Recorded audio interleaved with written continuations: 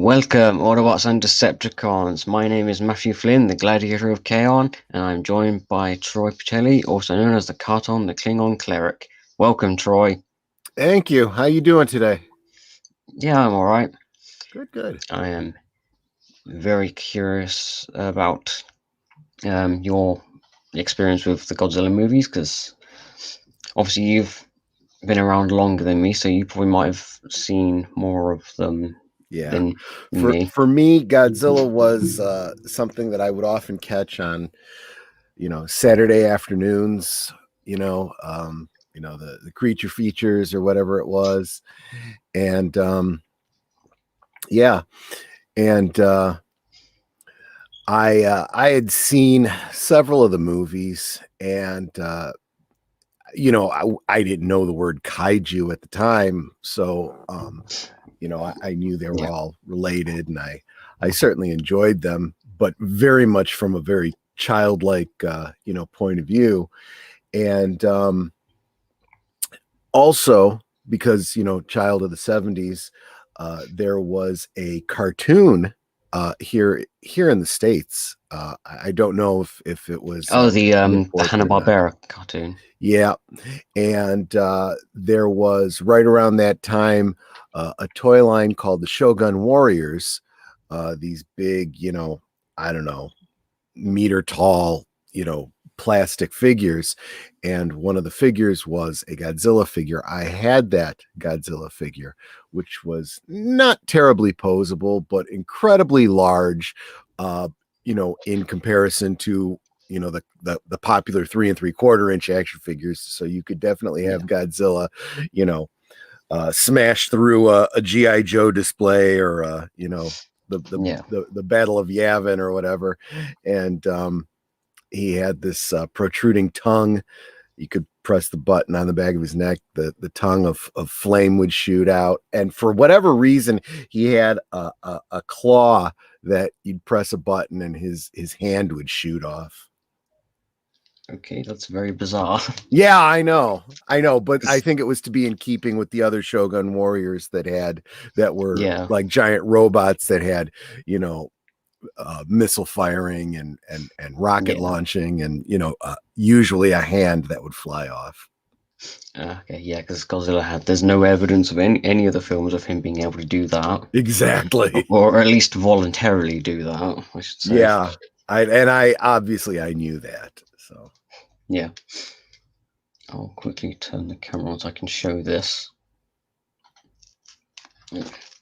This is...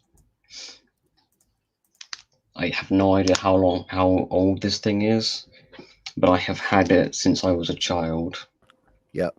It's a little bit smaller than the figure I was talking about. I'd say it's about a third the size of the one I was talking about. Yeah, this one doesn't have any features. It's literally just posable. It's actually not a bad figure. Yeah, that's about it. Arms can move, legs can move, his tail can rotate, and that's about it. He's also green for some reason, even though the Godzilla's never been green in any of the films. Really? Yeah, Godzilla's always a blackish kind of color. Huh. Because he's well, I wouldn't call him a lizard. He's a dinosaur. Sure. I think the only time he's been green is in the Hanna-Barbera cartoon, and the Godzilla Marvel comic. I guess people think lizard green. Yeah. I also have now the Godzilla movies are arranged into specific eras. So you have the original film, which is part of the Showa era, and you have Godzilla 1984, or if you want the Return of Godzilla. It doesn't really matter which title you use, and then the rest of the films in that series, which is called the Heisei era, and then you have the Millennium era for the early 2000s films. And they have these different names of types because that's when the different emperors of Japan were the emperors. So it's taken from their name. and other monster movies or that aren't related to Godzilla but came out in the same era are also referred to as the Showa era films. So like Gamera from I don't remember what company made Gamera, but they had films. They made films at the same time as these older Godzilla films, so they're also called the Showa era, or they would be called the Showa era Gamera films. So that's these specific films. I will start with probably the most important Godzilla film being the original. This is the Japanese version, by the way. Sure. I think you can get a hold of the 1955 American version. Although that American version is very strange. They didn't just add in scenes with American actors and everything. They also re-edited the film. So for whatever reason, the American version starts about halfway through when the original film was. So it's like the original Japanese film opens with a ship being attacked by Godzilla and all the crew on it being irradiated, which is actually in itself kind of a maybe not a reference or a callback, but kind of a very similar to a real life event that happened like a few years before the film, where a group of sailors on a boat were accidentally irradiated by nuclear tests. Doesn't surprise me, yeah. And also, this film came out at least I think it was somewhere between 5 and 9 years after World War II ended. Yeah. And obviously, knowing how World War II ended, or for Japan specifically, that 2 nuclear bombs dropped on them. So yeah, obviously this film coming out definitely hit hard. Yep. And actually, that's kind of, I suppose, the end of World War II kind of changed and really drastically changed Japan and really informed their viewpoint on the world. Sure. And in various things. Yeah, this is Godzilla when he was just a monster. He's just a force of nature. He just roams around rampaging and destroying stuff. Sure. Although this is because in this film he's not so much like a thinking animal, but rather a metaphor for the power and destruction of nuclear weapons. Because I suppose in a way you could consider him to be a nuclear weapon. Sure. Now, we're not going to talk about every Godzilla film made because we don't have the time to talk about over 30 movies. Wow, it's been that many, huh? Yeah.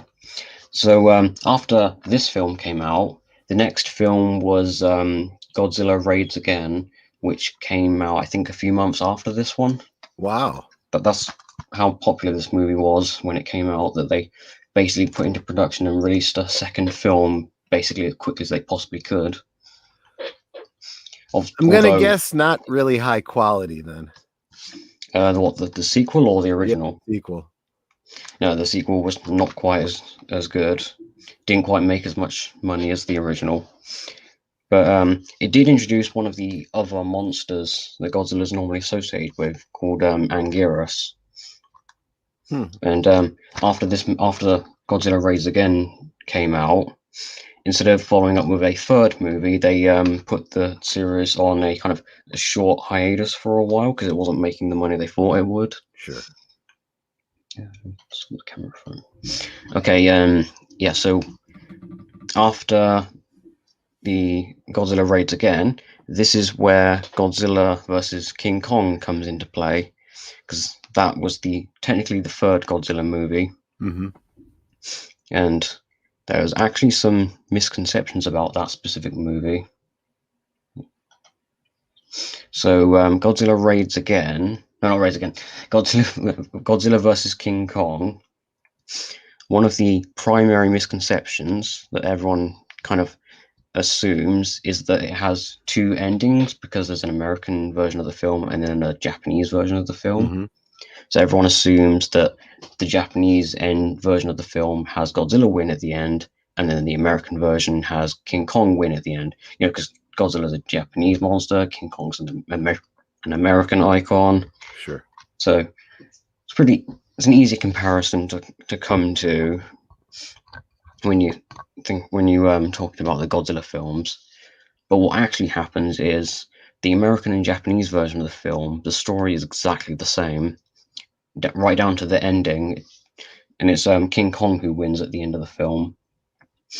The reason there's this kind of misconception about Kong winning in only the American version is because at the end of the American version, King Kong like swims away, and then you don't see Godzilla again. But in the Japanese version, when Kong and Godzilla fall into the ocean and then you see Kong swimming away, you then hear Godzilla's roar after that, right before the end. So the Japanese version kind of signals that even though Kong won, Godzilla's not actually dead. Sure. I'm not So sure technically, there is a difference in the two versions' endings. Yes, but the overall broad strokes of the story are basically the same. Yeah. You just have additional footage of Americans talking about the movie. Sure. Or not literally talking about the movie, but that's basically what they're doing. Right. Not really affecting the plot in any way. Which is a running theme for American versions of Japanese Godzilla films. But that's because the Japanese version is like a pre-made film, so can't really affect the story too much. Sure. So so after Godzilla vs. Kong, this kind of brought Godzilla's popularity up a little more, because at the time King Kong was actually the more popular monster in Japan at the time. Yeah, so the original Godzilla vs. King Kong kind of brought Godzilla's popularity up a bit more. And then after that, he then appeared in a whole bunch more movies. Like, how many of these? Yeah, this is I don't think this is every Godzilla movie, because there's a few that are missing from here. So obviously first you have the Showa era of Godzilla films. Although because Godzilla didn't make a movie, there wasn't a movie with Godzilla between Godzilla vs. King Kong and then Godzilla Raids Again. That was like 9-year gap, roughly. There was almost a decade between those two films. But Toho was still making monster movies, even if there wasn't Godzilla in them. That's where you would have the original Mothra movie, the original Rodan movie, a few other movies that aren't really related to Godzilla, but some elements of those movies then come back into later films, like like a giant submarine with a drill on the front of it. I think it's called the Gotengo, I believe the ship's called. That's in one of the I think it's called something Manda, I believe. Because Is that movie, for the reuse of a prop? I believe so. Because it's like obviously flying submarine with a drill on the front, very bizarre. But it's also fighting a giant golden Chinese dragon. Yeah. And both of those two things do kind of, even though they're not related to the Godzilla movies, they are kind of those characters and ideas are reused in later films. Sure. I think that's more to do with the fact that even though they're not connected, they are made by the same company. So they're like, hey, why not? We'll just use them. We own that. Yeah. So you have, like, most of the films are actually in the Showa era, and then you have progressively less Godzilla films as you go through the different eras. But there is also a difference in quality of each movie as you go as well. Now, in the original Showa era films, continuity for the films is very loose. It's pretty much the original Gojira film is basically considered as the first film, and then any other Godzilla film in the Showa era basically acts as a sequel to the first movie and ignores every other movie in between. as a sequel to Gojira, but then also itself has a sequel called Terror of Mechagodzilla.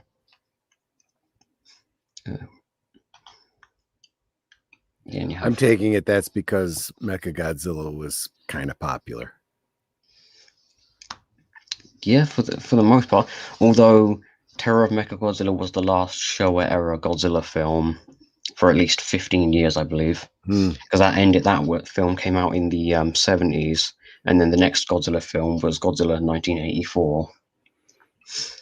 And the reason they went into hiatus at that point is because even though they were able to use Mechagodzilla twice, the actual money being brought in by the films was actually slowly getting lower and lower. Yeah. Oh, here's an image of Terror of Mechagodzilla, or from it. You have this weird thing called Titanosaurus. Mm-hmm. This is the only film he appears in, or as far as I'm aware. And this one is the first Godzilla vs. Mechagodzilla. Actually, an interesting fact, this monster here is called King Caesar. I'm probably not pronouncing that correctly, but... And this actually, the place of this monster, I believe, was originally planned to be King Kong. Oh. But they couldn't use King Kong, so they went, yeah, we'll just make up our own monster, and called him King as well. So I suppose technically this movie would have been a Godzilla King Kong versus Mechagodzilla. Probably wouldn't have been titled with that, but that basically would have been what the film was. Sure. Which I suppose can act as, which is supposedly a parallel to the new Godzilla vs. Kong. That's exactly what I was thinking. Yeah, I think that these most recent films have kind of gone out of their way to try to homage and try to honor the very loose canon of the original Godzilla movies, but since there isn't that tight of a canon, they just have to pick and choose and create their own canon from them. Yeah, because after Terror of Mechagodzilla, then they went on, because the movies weren't making enough money. They put it on hiatus. Actually, this hiatus was actually the reason they weren't making as much money with the films is because they had at least 4 movies in a row that were basically the same plot over and over again, but with some minor variations. Sure. So you had Godzilla vs. Gigan, which was aliens trying to invade Earth, and they bring some kind of monster with them to act as as like their weapon of destruction. And then you have Godzilla vs. Megalon, where aliens invade, they bring a monster, it tries destroying stuff. And then you have Godzilla vs. Mechagodzilla, where once again aliens invade, bring some kind of giant monster to destroy stuff. Yep. I suppose you get the kind of repetition they were in at the time. I get it. Yeah. Obviously, they were. But it also sets up the whole Godzilla as defender of the earth kind of thing. Yep. And that also goes to one of the core reasons that Godzilla has actually endured over the years, because the early Showa era films, Godzilla was just a force of destruction to be feared and for everyone to run away from. Sure. And scream whenever he's approaching. And then throughout the Showa era, into the late 60s, early 70s, they were kind of slowly changing Godzilla from a destroyer to a protector, mostly to appeal to their target audience, which was children. Mm-hmm. And by the end of the Showa era, Godzilla is basically a full-on good guy at that point. And even though Godzilla didn't stay a hero throughout the whole franchise as a whole, that change was actually necessary because it made him more appealing to children who would then grow up loving those films, and then when they're adults, they will then make something related to Godzilla, or maybe just a fan thing. Mm-hmm. And then you have the Heisei era, where Godzilla is then returned back to being a force of destruction and something to be feared. Mm-hmm. And you also have the Heisei era films actually have a tighter grip on continuity, They actually, because unlike the Showa era films, the Heisei era films, each film directly follows on from the next one or from the one before it, and they have certain like minor feat details throughout the films that carry over. I only have at least 3 of the Heisei era Godzilla films, so I'll only be able to. So I have Godzilla 1984, Right. which was the start of the Heisei era films, and this is also the film that has, or the American version has, Raymond Burr in it. Right. And this movie was where he actually returned to the Godzilla films. Now, obviously, he was in the original 1955 American version of the original film, and when he was brought back to this film, the crew and like everyone working on the American footage for this, they actually intended to just go the parody route and just make it a complete joke. Mm-hmm. But Rainbow, when he was brought in, he was like, "No, we're going to treat this monster with respect." It's like we didn't make this film, so we're gonna be respectful to what's been made already. Now they do still make a couple jokes, but it's nowhere near like the parody level that they were originally intending. That's interesting, and that's really good. That's a great spirit for him to have had. Yeah, and you also have there are some details about this film that carry over into the next film, like the if I this right here is probably, I go a little closer. It's probably a little blurry, but this right here, this flying drone ship thing, that's called the Super X. Now, versions of that ship reappear in the later Heisei films, even though this original one is destroyed by Godzilla. But later, they don't just abandon the technology; they do kind of rebuild the Super X, call it the Super X2, upgrade it, give it some new features, and they keep doing that throughout the Heisei films. Although there's one detail about these films. Now, the next film in the Heisei series, even though I have Godzilla vs. King Ghidorah, that's actually the 3rd film in the Heisei era. The 2nd film in the Heisei era is actually Godzilla vs. Biollante, which is probably one of the more critically acclaimed Godzilla films. Oh. But it's also one of the more difficult to find, like a physical copy of, especially for a good price, which is very annoying, especially when you're trying to collect them all. But yeah, Godzilla vs. Biollante is basically a mad scientist mixes Godzilla's DNA with a plant to create a giant Godzilla-like plant monster.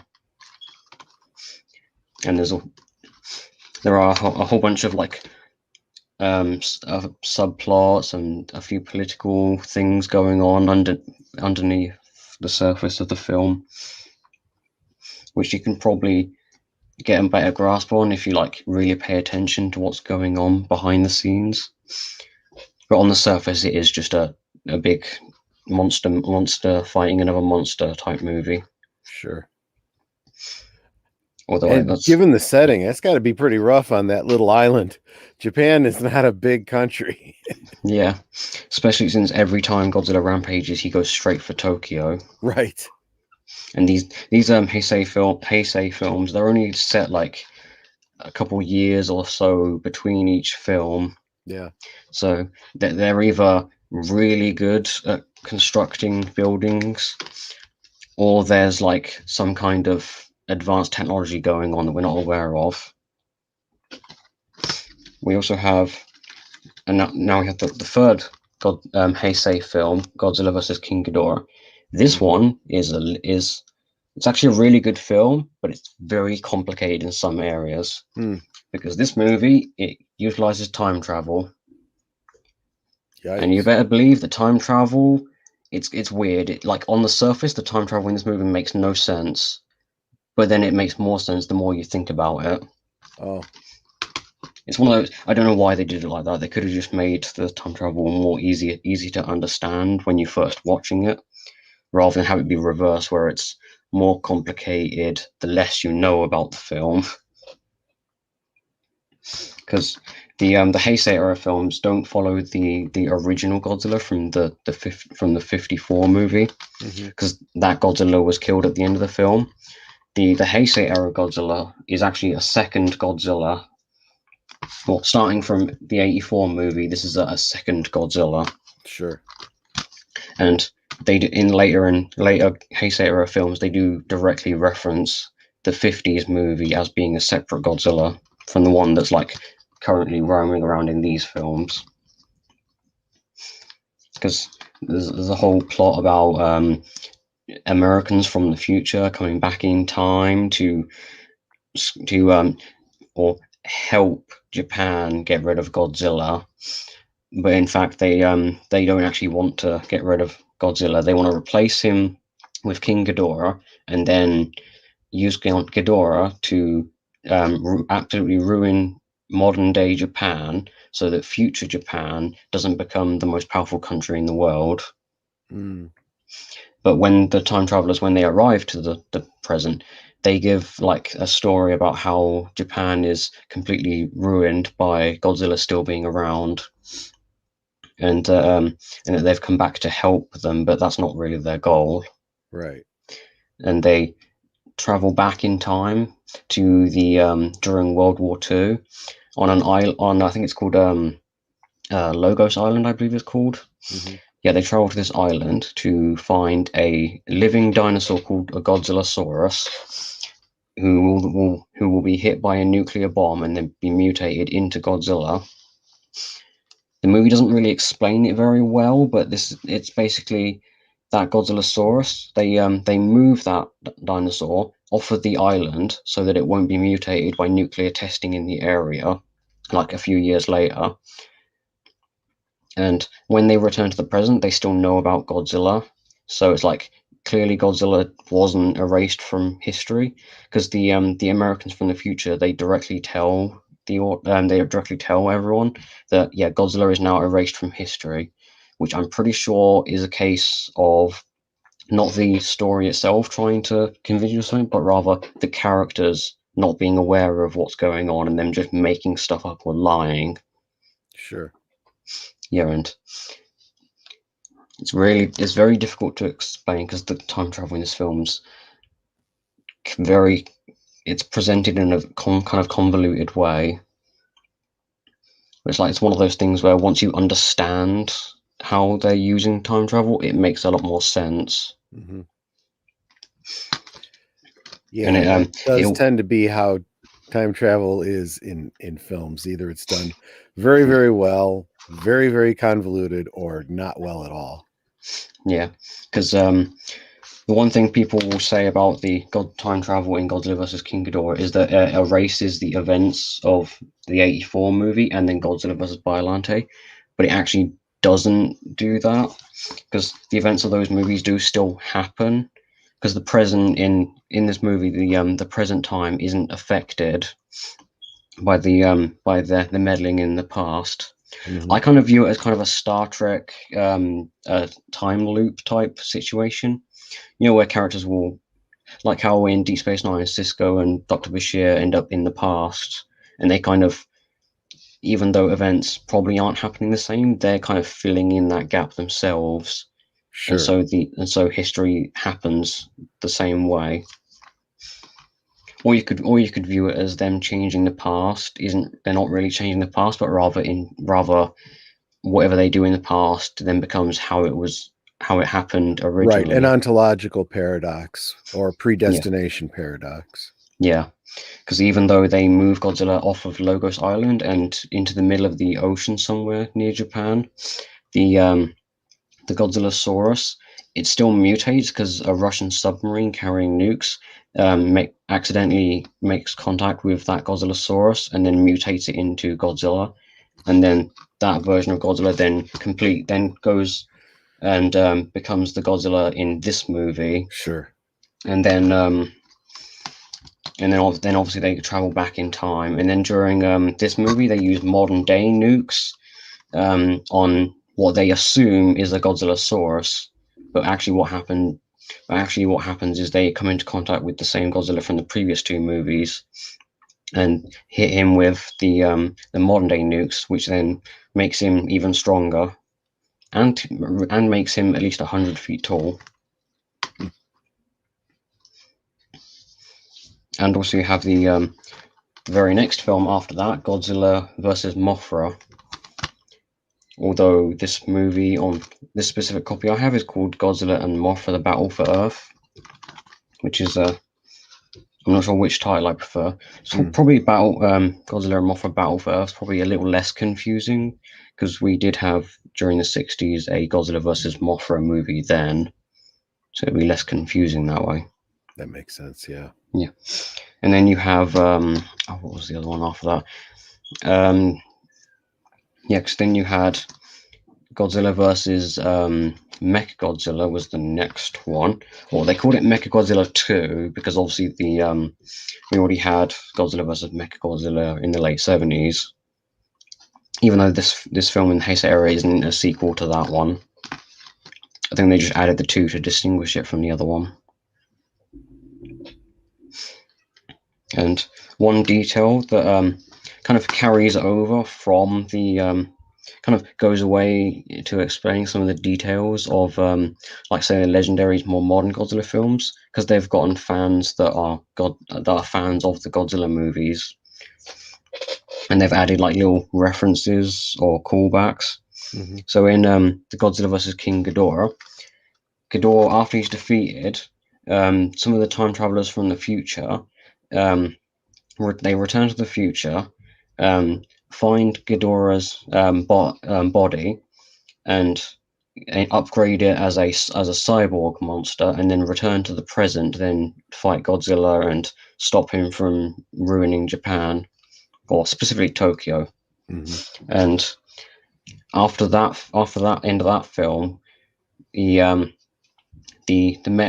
future technology from Mecha King Ghidorah is then used to make Mecha Godzilla, because they use the middle head, or the robotic middle head of Mecha King Ghidorah. They reuse that head as the Mecha Godzilla's head. Which, actually, have you seen the new Godzilla vs. Kong? I haven't, but I've heard that that's basically the same concept. Yeah, in that film they use the severed head of King Ghidorah from King of the Monsters. They use that head as part of the design for Mechagodzilla, and then Mechagodzilla's is taken over by the spirit of King Ghidorah, or something like that, which is actually two different things, because that's referencing the Godzilla vs. Mechagodzilla 2. Where they have the Mecha King Ghidorah head used in Mechagodzilla, and then you have the second thing that's being referenced is the early 2000s film Godzilla versus Godzilla against Mechagodzilla, and then Godzilla Mothra Tokyo SOS, and in those two movies, Mechagodzilla is built around the bones of the original Godzilla.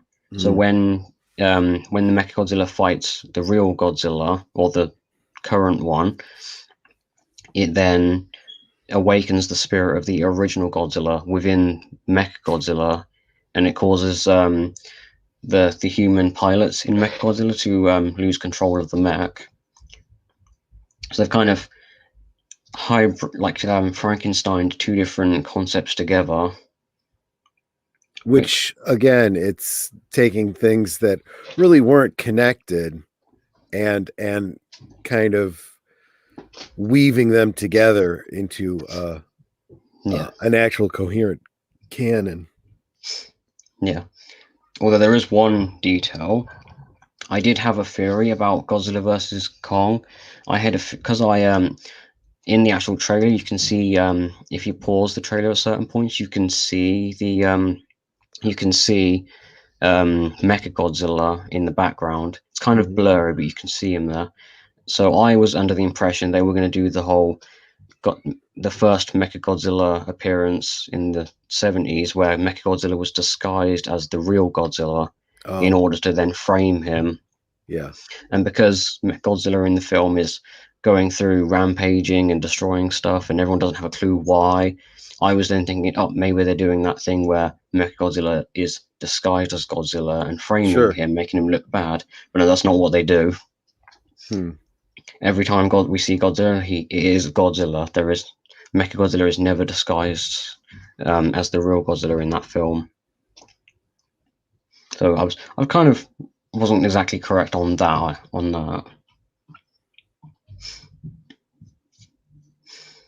And what else was it? Yeah, and then we have there are a few other films in the Heisei era, like Godzilla versus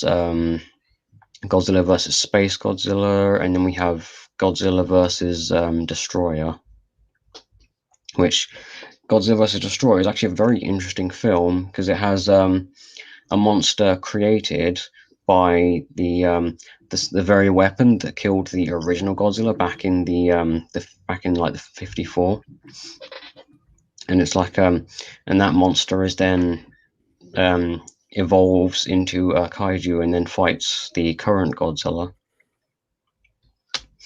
And then we'd also have a subplot about Godzilla being overcharged with like plutonium, and then being like about to explode and basically burn the atmosphere and melt into the core of the earth, and it's really weird in that film. I think that there are some points when they don't fully get a grasp on what exactly they're trying to say with it.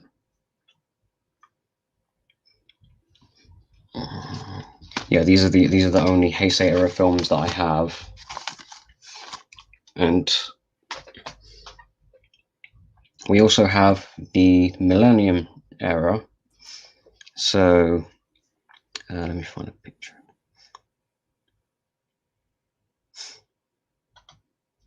Should we talk about this, or should we just ignore this film's existence? I you didn't put it in the thumbnail. I kind of figured you were going to skip over it. Let's just briefly say that, yeah, the Americans decided to do a Godzilla film. Yeah, It starred 1998. Matthew Broderick. It was terrible. Yeah, Let's go on. yeah. Actually, early concept designs for Godzilla of that movie were made by Stan Winston, and the designs that he came up with actually have a strong resemblance to the Japanese version of Godzilla. He kind of looks like very T-Rex like. Mm-hmm. It's very clear that the Stan Winston was trying to be respectful to the originals without like just straight up copying them. Sure. And then for whatever reason, they didn't go with his designs and decided to create an entirely separate design that looks nothing like Godzilla. And also, the Godzilla doesn't even have some of the trademark abilities that he normally does. Although, for the Japanese movies, this movie is it's very infamous because the over in Japan they hated this movie. I suppose you could consider this movie the Last Jedi of Godzilla films. That's the kind of Yeah. reaction the movie had in Yeah. Japan. In fact, it was so bad that that in 1999, because the Godzilla movies were on hiatus after 1995, then this movie came out. At first, Toho, they were like, yeah, go ahead, America, make your movie. Like, we're going to sign off on that. But that was before they actually saw the movie. All they saw were concept designs, and everything was in the early stages where it looked like it was actually going to be a good Godzilla film. And then when the movie came out, they were like, hey, what are you doing? Yeah. And literally the very next year, Toho made the movie Godzilla 2000, and they even explicitly said, okay, make this movie show over in America at the same time we're going to release it here in Japan. Like, we're going to show these Americans how you make this movie. Yeah. And obviously there was a minor confusion about Godzilla 2000 being a sequel to this movie, but it wasn't. Yeah. I think that was just kind of a failure on the marketing, and general audiences sometimes not really being too perspective or not being too knowledgeable about this sort of thing. Yeah, and then you have that movie being the start of the Millennium era of Godzilla films, which, like the Showa era, are not really in like a consistent continuity from each other. Mm-hmm. So you have Godzilla 2000 being a sequel to the original 50s movie, and then you have the very next movie, which is Godzilla. What was it?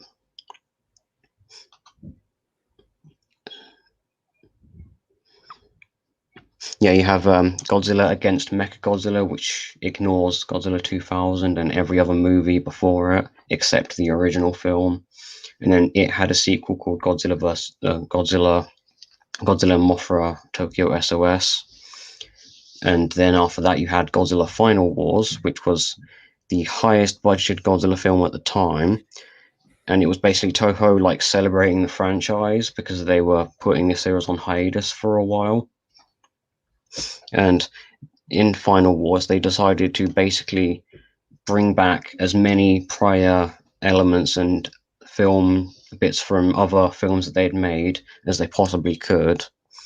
So as many of the Godzilla monsters from previous years, they all came back. The aliens who would bring in monsters who are called the Zillions, they came back as the primary villains as well. And then you also had other elements like the Gotengo also made an appearance in the movie. It was although weirdly enough, with high-budgeted Godzilla movies, they tend to be very polarizing in terms of whether or not people like them or hate them, which is very strange. Although before Legendary Picture made Godzilla 2014, Godzilla Final Wars was the most expensive Godzilla movie made at that point.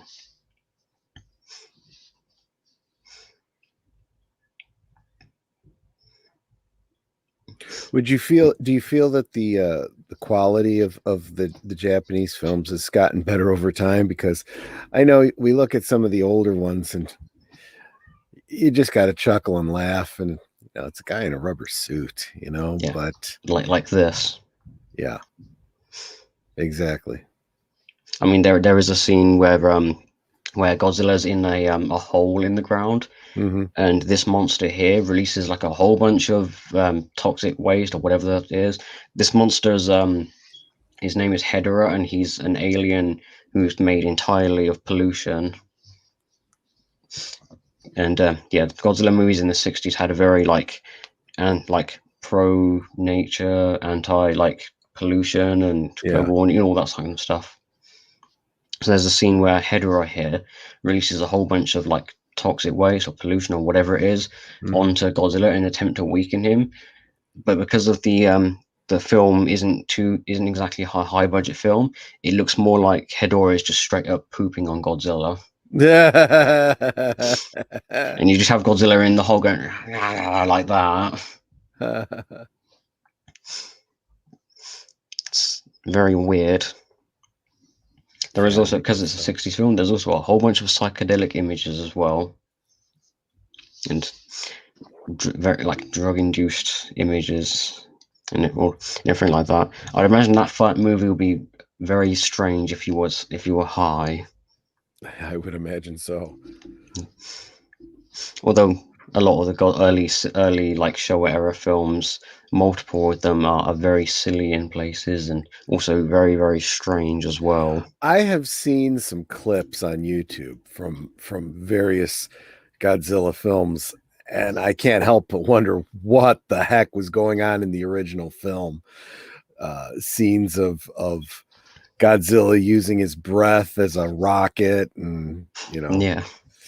And another one where he's using his tail as to support himself when he does it Yes. properly. He's basically like going like this with Yes. his tail just going like that, Yup. and it looks very strange. It's very amusing, but also very strange. Yeah, because that clip was in Godzilla vs. Megalon, which introduced a character called Jaguar, who is basically just Toho's version of Ultraman. Mm. Yeah. Here's an image of this is Biollante. Oh, this is actually Biolante's second form later in the film.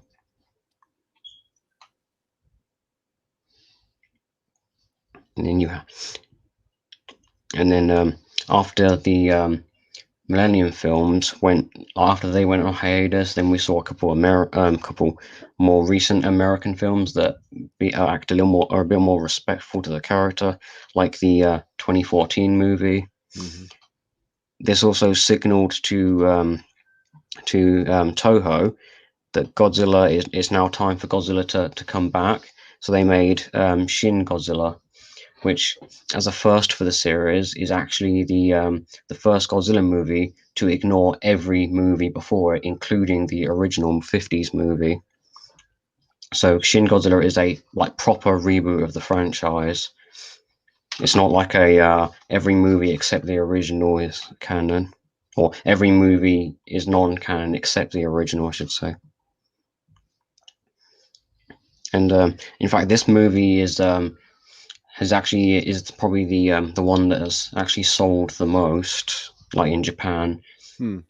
Like Japan, they loved this movie when it came out. I haven't watched it yet, so I don't really know what it is or how well it is in comparison to all the others.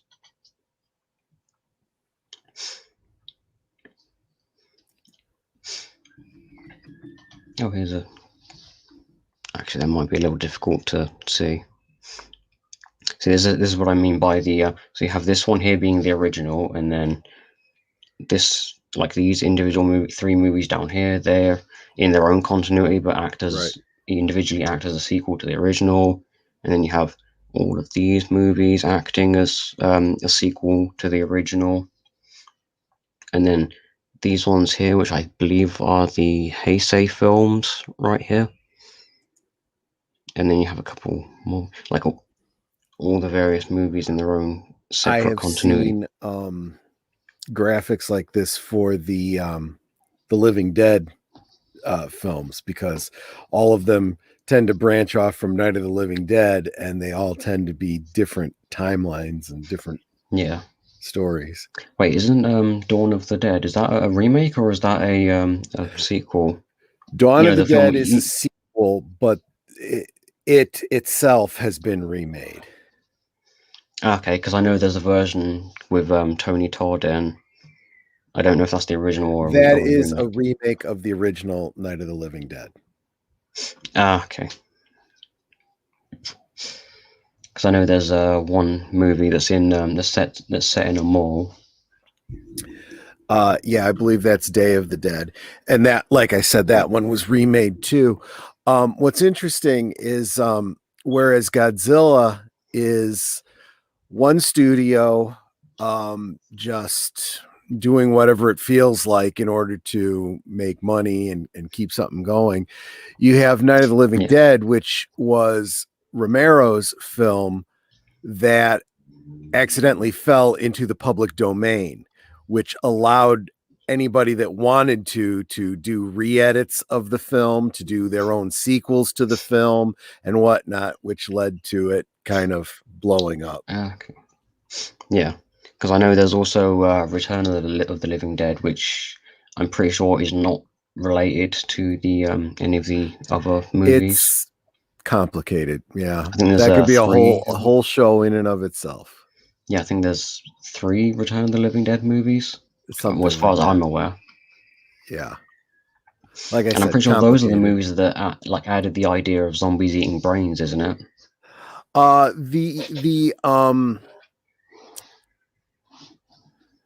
believe, see, that's one of the branches. That's where Return of the Living Dead and Return of the Living Dead 2, Return of the Living Dead 3. It's like its own branch. But yes, that's where the brains come in, and the idea of zombies being able to talk when they eat brains, they kind of get some of their perspicacity back for brief periods. It's a very strange. So there's the Dead series and the Living Dead series. That's the big branch. See? Yeah.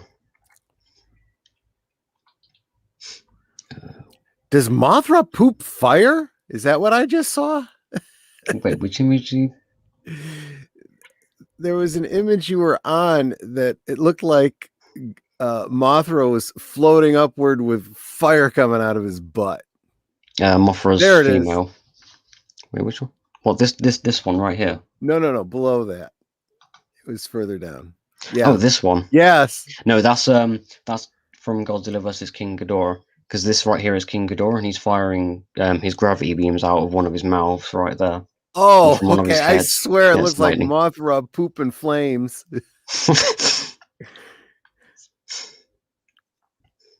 Here's an image. This is Jet Jaguar.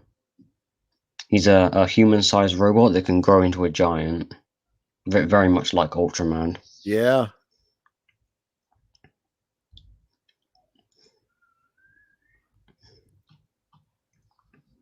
Yeah, and the original Godzilla movie, the 50s movie, is actually one of the most important, not only Godzilla movies, but it's one of the most important kaiju movies ever. Because, like in the sense that Superman is the most important comic book superhero, even though he wasn't necessarily the first. Mm-hmm. It's the same with Godzilla, where he's not necessarily the first monster or a monster movie, but he is the most important and the most influential. Because before Godzilla came out, or the original Godzilla, we had the Beast from 20,000 Fathoms, King Kong. There might have been a few others, but I don't remember what they were called, if there are any. But some of those movies were a direct inspiration for the original Godzilla. And when that movie came out, a whole bunch of other movies then started like copying the original 50s Godzilla. So you had a UK-based kaiju film called Gorgo, which weirdly enough had never returned. That original Gorgo film is the only one that exists. And also that movie is the first movie to actually have the title monster actually survive through the film. Because at the time, other monster movies, they were killing off their monsters by the end. And then Gorgo was the only one that didn't do that.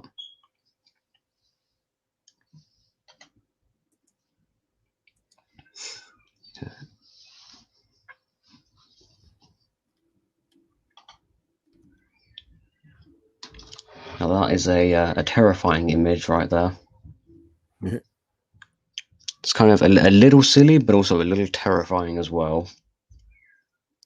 That's from Shin Godzilla, right? Yes, that's from Shin Godzilla. This is actually CGI. This is not a guy in a suit. Huh. Which, for a Japanese movie using CGI, that is really good. That is really good quality CGI. I'm pretty sure Toho actually put a lot of money into this film.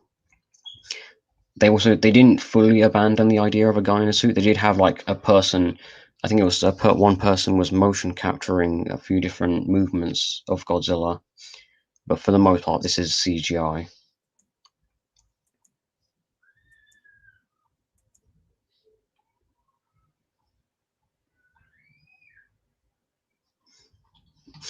And I have one more thing to show, and that's this PS4 game of this Godzilla game. This game wasn't originally made for PS4. This is actually a PS3 game that had HD re-release on PS4. on PS4. Because a common complaint from reviewers about this game is that is that it looks like a game from an older console, which is strange because it technically is from an older console, so that's why the graphics don't look amazing.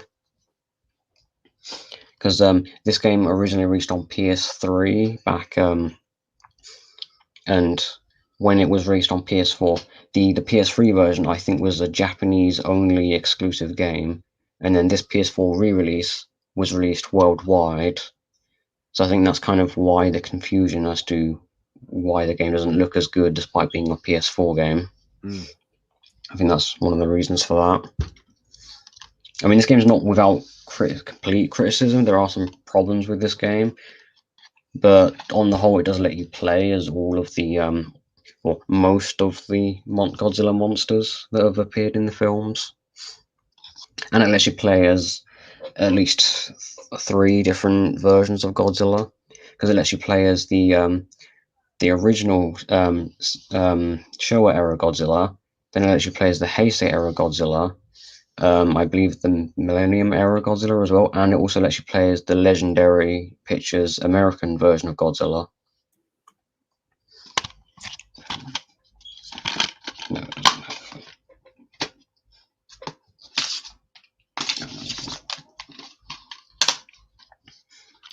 Yeah, I do very much enjoy this game. This is very much a game for Godzilla fans rather than like a game for all gamers to play, because it is very highly specific on one specific group rather than being like a for everyone.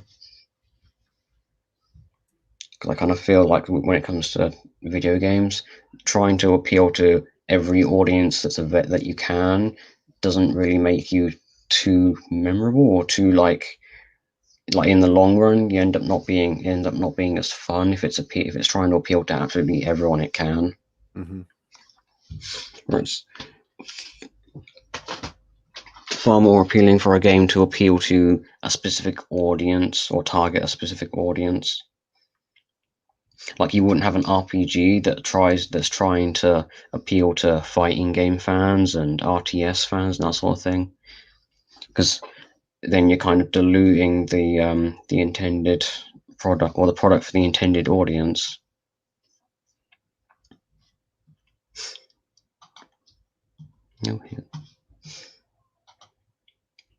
There's a couple of images from some of the Showa era films. Actually, funnily enough, the American versions of some of the older Godzilla films actually had different titles. Like one of the Godzilla movies that had King Ghidorah in was actually called Godzilla. In America, it was called Godzilla versus Monster X or Monster Zero. I think it's different depending on the region. But yeah, Godzilla King of the Monsters actually had like a little reference to that, where it had King Ghidorah frozen in ice, and his code name was Monster Zero.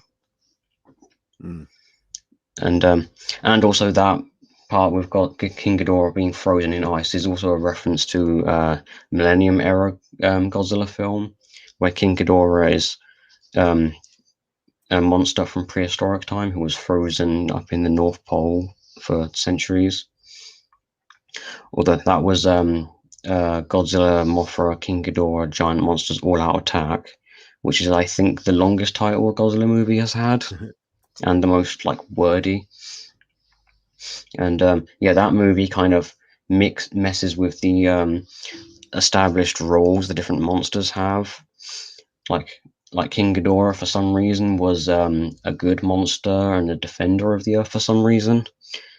Mothra was still exactly the same, and Godzilla was actually that movie is very spiritual in like its story, because it has the Godzilla resurrected and being possessed by the souls of Chinese soldiers that died during World War II. And that version of Godzilla, while he's being controlled by them, that's why he's rampaging through Japan, because it's all the Chinese soldiers that died at the hands of Japan during World War II. As kind of a not quite revenge, but like retribution maybe. Yeah. Because That's one thing I've noticed about China is they're not really addressing the fact that they just straight up attacked China back in World War II Yeah, and did some very horrible things to the people there. they sure did. Yeah. Yeah, although they had the I think they framed it in the sense of like they're being honorable warriors, and anyone who was like not also challenging them as an honor accounted as dishonorable, and therefore they can do whatever they want to them or something like that.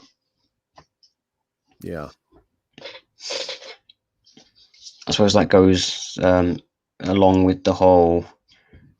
We could kind of that could be tied into like the Klingons of Star Trek because they're portrayed as both good guys sometimes and bad guys other times, but they're always portrayed as they're always associated with being honorable warriors. I think that's a great analogy.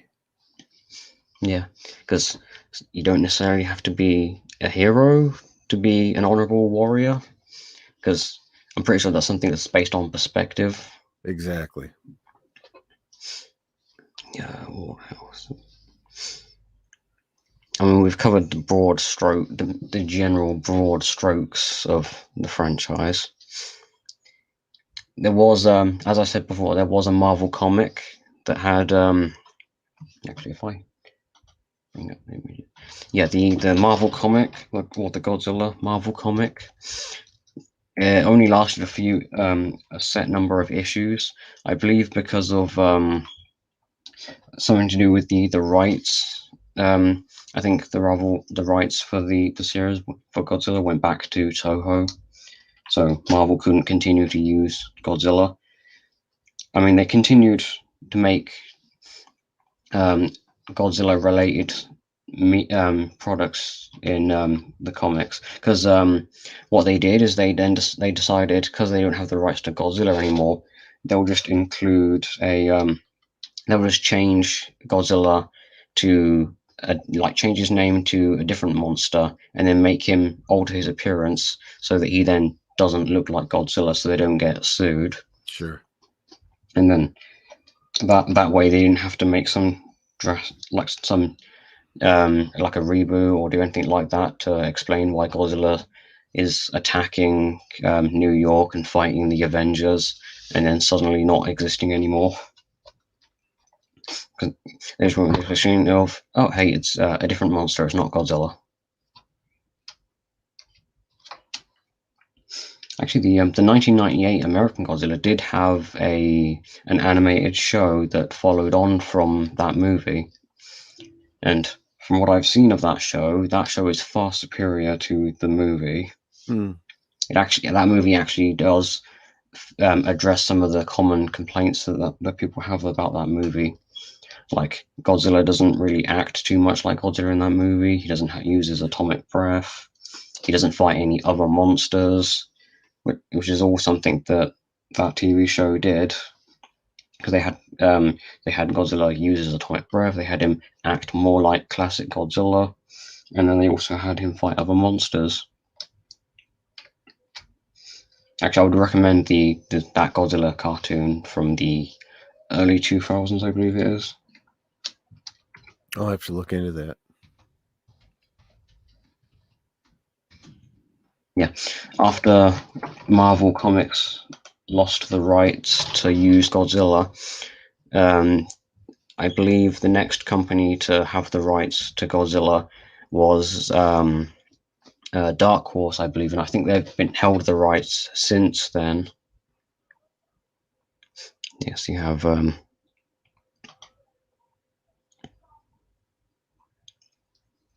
Godzilla fighting what is that? Shogun Warriors, I think the comic's called.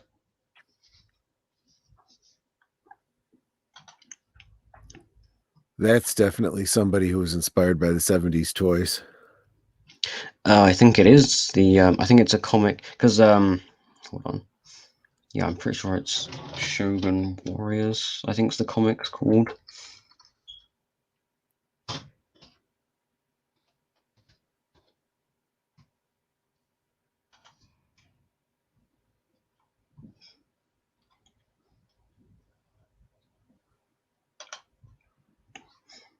Does do any of them look familiar? see. See, I didn't read the comics, but yeah, I definitely recognize those are absolutely, without a doubt, the same characters that were produced as toys in the 70s. Yeah. Yeah, because you have this one. In fact, that's the one that I actually had. Oh, you had a figure of Brave Raiden, I believe is the Had Japanese no name for idea this that guy. was his name at the time, but yes. Yeah, he could summon a giant bow and arrow and fire. I think it was oh, was it like spiritual arrows or something like that? And that's funny because basically that hand that was protruding in that picture was the hand that would jettison when you'd press a button. Yeah.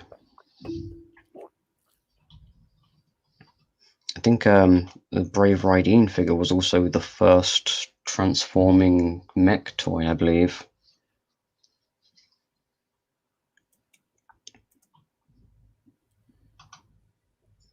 Is it these that you are referring to? Yes. Okay. Yes. And that one on the right is the one that I had. This one. Yep. Yeah, you had the Brave Raiden.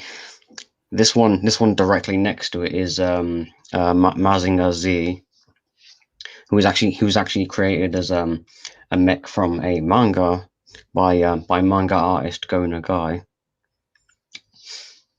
You probably won't be familiar with any of Go Nagai's manga unless an American version of unless there's any kind of American version that you know of. Yeah, I didn't follow the manga at all. Well, I would imagine any Japanese manga was probably very rare back in the 70s, or Yeah. English translations that actually are faithful to the like translate it rather than just edit. Yeah.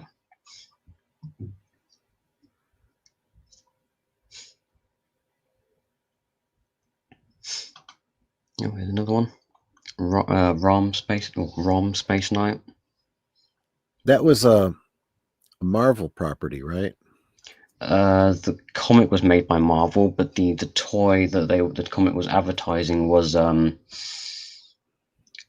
was the company?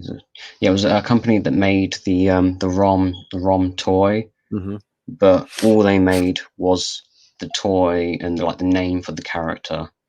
The Marvel comic itself, that's what added all of the lore around ROM and added extra details. So when the company that owned the ROM toy, when they took the rights to ROM back, the comic itself, everything in the comic Marvel could still use because they didn't have the rights to any of the characters Marvel had created for it.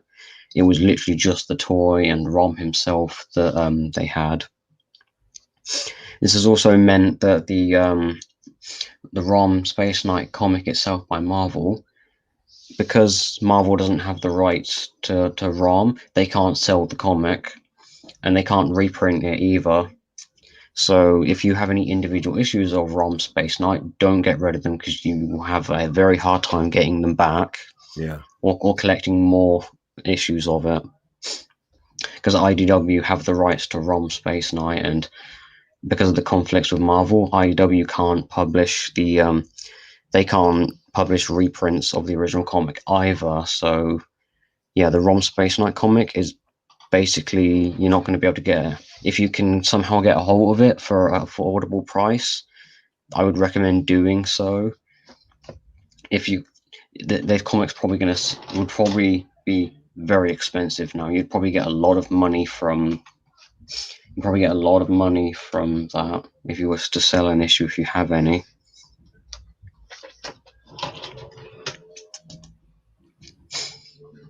That's also I suppose an instance of owning physical media if you can. Yeah. Same with some of these Godzilla movies. Some of them are very difficult to find because I have the Heisei films. I have these like double packs. I think you can get a hold of individual movies on Blu-ray, but yeah, like with Godzilla vs. Biollante, that one is very difficult to get a hold of. or a physical copy at least. I think you can still watch it online somewhere.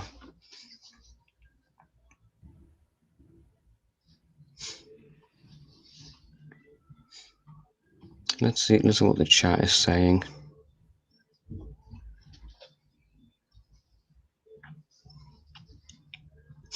Oh, something related to Fleischer Superman.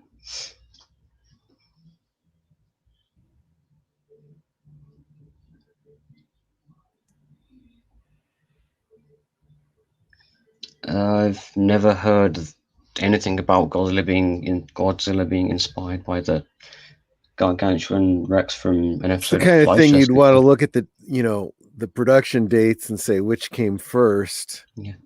The Fleischer Superman was made in the it was the 50s. No, it was it In the 50s or the 40s, I 30s? think. Yeah, somewhere around like 30s, 40s, 50s, somewhere in that general point. Yeah, Godzilla was inspired by the Beast from 20,000 Fathoms primarily, and then and then they also broadly took the visual aesthetic of a T-Rex and a Stegosaurus and kind of fused them designs together. And that's also why the original film, there's also the actual name of the original film, Gojira, or the Japanese name, that actually comes from the Japanese word for gorilla and whale, because that kind of describes Godzilla as a whole, because he is kind of a gorilla. He kind of does kind of have aspects of a gorilla and a whale, so the name does kind of fit. So basically, they fused the Japanese words for gorilla and whale together. So I suppose his American name wouldn't be Godzilla; it would be Gorilla Whale. Yeah. But Gorilla Whale isn't exactly as impactful as Godzilla, especially since the 55 American movie gave him the subtitle of King of the Monsters. And in fact, it's that movie where that title comes from, and every other movie after that then uses that title because of that film. I would definitely recommend buying this original film, like as it is. Maybe buy the 55 Americanized version of the film, probably more as a novelty rather than like as a proper Godzilla film. Although, funnily enough, the American version of the American version of Godzilla 1984, Return of Godzilla, that American version is actually a sequel to the American version of the original film. And obviously, they're both only in continuity. Those two are the only movies in that specific version of continuity. And then the Japanese version of this film basically ignores the original American version of the original film. I do still need to get a hold of some of the other Godzilla films, both on Blu-ray and, well, I suppose whichever version I can get a hold of cheaper.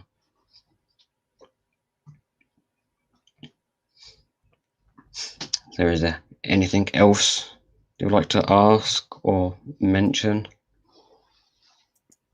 Nope, but I do think I am gonna have to check out Shin Godzilla and find out about that. Yeah. Actually, funnily enough, there's actually a funny story with Godzilla versus King Ghidorah, the Heisei or yeah, this one. Oh, no, this one right here. In America, one of the one of the mainstream media news articles, I forgot which one, apparently claimed that this movie is anti-American because the time travel they go back to World War II, and the Godzillasaurus that becomes Godzilla, it attacks American soldiers and defends it defends Japanese soldiers and fights off American soldiers. And yeah, different news medias basically didn't really pay attention to the actual story of the film and anything to do with it. They just went, "Oh, hey, the giant monster of the movie is attacking American soldiers and defending Japanese soldiers. This movie's anti-American, apparently." And they didn't give it any further thought than that. They just took that idea and run with it. And the director of this film even came out and said, "No, this movie is not anti-American. We have no ill will against Americans." And in fact, the actual scene where they're back in time and they have American soldiers, they did actually hire American actors. Well, not like big American actors. Actually, I think most of the actors probably weren't necessarily American. They were probably just the Japanese, the guys making the film. They were just like, bring in a bunch of white guys and we'll just call them Americans. And funnily enough, the guys that were playing Americans, they didn't have any problem with being like called Americans, even if they're not, because they were just too concerned with, hey, we get to like be in a Godzilla movie, and there's this giant Godzilla tail prop that would swing around on set and would hit the Americans and like knock them over. And I think there was also a giant foot prop that would stomp on the Americans, and well, it wouldn't actually stomp on the actors, but like it would make it appear like they're being crushed by the monster. And literally all the actors playing Americans, none of them were concerned about whether or not this film is anti-American. They were just like, hey, we get to be in a Godzilla movie and be stomped on by a giant monster and hit by its tail and everything. I just loved the fact that there was like none of them had any kind of ill will towards the movie or any like message it may or may not be spreading. And also the movie does actually have like a couple of scenes where American actors, sorry, not American actors, like people playing Americans, where they would have like a moment where they would actually be like just acting like normal people. They weren't villainized at all. They were like hopeful about the war ending and getting to go home. They even had a reference to Steven Spielberg in there as well, because I think one of the American soldiers sees like the time travel machine returning to the present, and they assume it's a UFO. So one of the military men's like, "Hey, maybe you can tell your son, Mr. Spielberg." He's like, "Yeah, that would make a great movie." Yeah. This, yeah, I don't know why the news media, why they ran with that idea. I don't know if it's either because they just didn't look any further into it, or because they had an idea or had a message to push and they just went for it. Although this was back in the early 90s, so I have no idea what American media was like then. Yeah. How long was it? Oh, well, nearly an hour and a half. Yep. This has been a lot shorter than the other streams.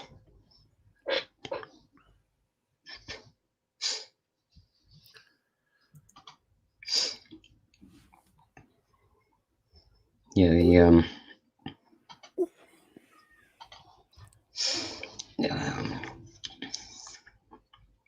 yeah, so next week we shall be talking about the first season of Ben 10 Alien Force. Yep. And I'm very interested to hear what you think about that, but we'll save that for next week. Yeah. Okay. And although before next week, I will be a guest on Mr. Matchstick's Cultural Fortress stream. That's this Tuesday, right? Yep, this Tuesday. I'm looking forward to that. And I can give you a preview of what I'm going to be talking about. This right here. Is that a manga? Yes, it's a manga. It has no English translation, although this is the French translation, because apparently I can't read for some reason. Because when I went onto Amazon to buy it, I was like, oh, hey, that's in English. buy. Then it arrives like, hang on, this is in French. Oh Yeah. well. Yeah, because for some reason this manga is actually very obscure. There's no English translation, or no official English translation. If you go on certain websites, then you'll find an English translation. But for physical copies, you're basically relegated to French, German, Spanish, and then the original Japanese. Do you speak any of those languages? No, I don't read any of That's a those problem. languages. Yeah, I'm in the process of learning to read Japanese so that I can actually read the manga. Because I bought a few, like 4 other volumes of the manga, the Japanese version. Mhm. I'm going to replace this with the Japanese version of Volume 1. Although, funnily enough, this image is not what Mr. Mastic used on the thumbnail of the video. Oh, okay. The image he used, actually, hold on a minute. I'll grab the manga. I have the volume that the image he's used for the thumbnail. Okay.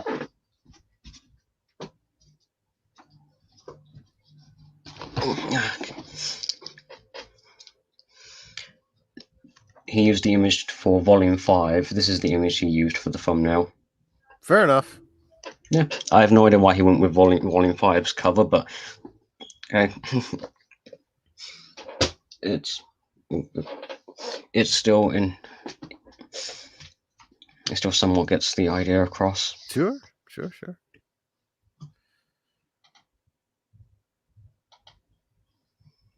Yeah, the